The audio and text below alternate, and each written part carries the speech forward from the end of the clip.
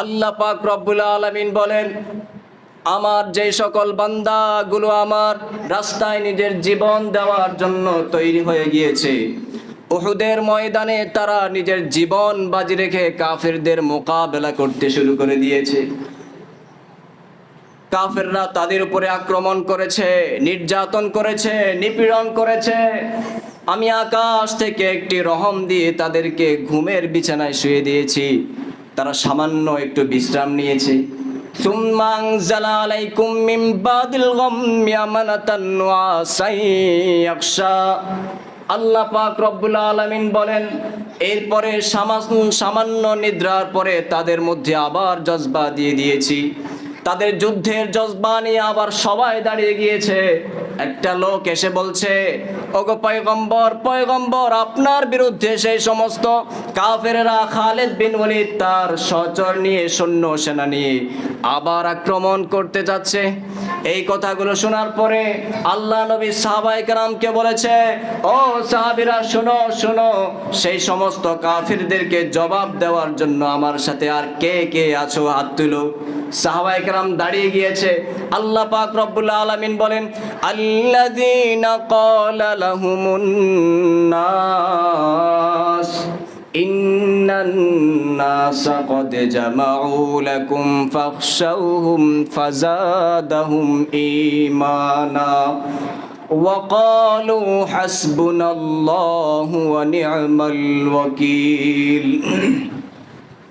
আল্লাহ পাক রব্বুল আলামিন বলেন, আমার নবী পয়গম্বর যখন সাহাবায়ে কেরামকে বলেছেন, দেখো দেখো অবশ্যই তাদের মোকাবেলা করতে হবে, একটা লোক এসে বলছে, আল্লাযীনা ক্বালা লাহুমুন নাস ইন্নান নাসা ক্বাদ জামাউ লাকুম।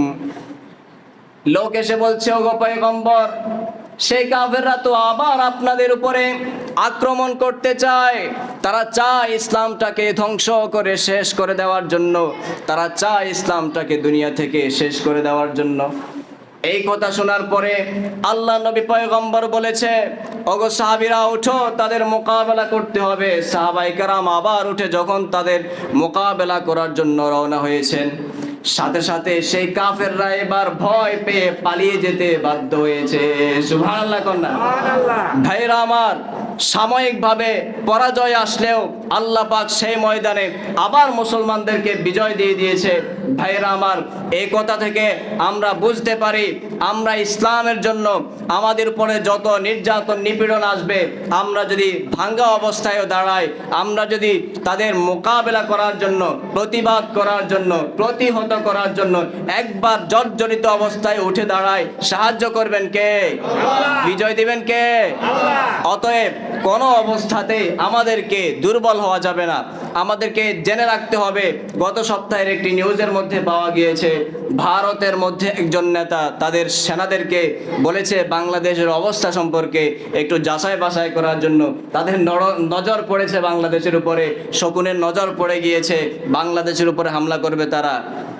ভাইরা আমার, হামলা করার উদ্দেশ্য হচ্ছে বাংলাদেশের মানুষ, অধিকাংশ মানুষ ইসলাম প্রেমিক, ঠিক কিনা? আপনারা দেখেছেন যতজনেই ক্ষমতায় আসে ততজনেই ধর্মের দোহাই দিয়ে, ইসলামের দোহাই দিয়ে দিয়ে ক্ষমতায় আসছে, ঠিক কিনা? আপনাকে ভালোবাসে, এই যেভাবেই হোক এই কথা থেকে প্রমাণ হয় বাংলাদেশের মানুষ এখনো ইসলামকে ভালোবাসে, বাংলাদেশের মানুষ এখনো মুসলমানদেরকে ভালোবাসে, বাংলাদেশের মানুষ এখনো কোরআনকে ভালোবাসে, বাংলাদেশের মানুষ এখনো আলেম ওলামাকে ভালোবাসে, বাংলাদেশের মানুষ এখনো মসজিদ মাদ্রাসাকে ভালোবাসে, ঠিক কিনা? অতএব আমরা গত 2013 সনের মধ্যে যারা মাদ্রাসা মসজিদকে বন্ধ করে দেওয়ার জন্য আমাদের যে সকল ভাইকে হত্যা করে দেওয়া হয়েছে, মাদ্রাসার ছাত্র ভাইদেরকে হত্যা করে দেওয়া হয়েছে, জনসাধারণ যারা উপস্থিত ছিলেন তাদেরকে জবাই করে দেওয়া হয়েছে, সেই কালো রাত্রে যাদেরকে জবাই দেওয়া হয়েছে, আজকে তাদের নিয়ে কেউ মাথা কামাচ্ছে না, বরঞ্চ তাদের কথা ওঠার সাথে সাথে সেই কথাগুলোকে ঢাপা চাপা দেওয়ার জন্য অনেক ষড়যন্ত্র চলছে। ভাইয়েরা আমার, আমি আপনাদেরকে জানিয়ে দিতে চাই, আমরা সেই হযরত আবু বকর রাদিয়াল্লাহু আনহুর উত্তরসূরি, আমরা সেই হযরত ওমর ইবনুল খাত্তাবের উত্তরসূরি, আমরা হযরত আলীর উত্তরসূরি। আমাদের বদরের ইতিহাস জানা আছে, আমাদের উহুদের ইতিহাস জানা আছে, আমাদের আল্লাহ নবীর সমস্ত জিহাদের ইতিহাসগুলো জানা আছে। আমাদের যখন হিন্দুস্তান থেকে পাকিস্তান বিভাজন হয়েছিল, ওলামায়ে কেরামের ইতিহাস আমাদের জানা আছে, হুসাইন আহমদ মাদানির ইতিহাস আমাদের জানা আছে, কাসেম নানতুবির ইতিহাস আমাদের জানা আছে, আমাদের প্রত্যেকজন আলেম ওলামার ইতিহাস আমাদের জানা আছে। এই আলেম ওলামাদের নির্যাতন নিপীড়নকে বন্ধ করে, আলেম ওলামাকে নিচ্ছিন্ন করে, ইসলামকে ধ্বংস করে, মসজিদ মাদ্রাসাকে বন্ধ করার জন্য যারাই ষড়যন্ত্র করেছে, দুনিয়ার জমিনে তারা 1 মিনিটের জন্য টিকে থাকতে পারে নাই, ঠিক কিনা?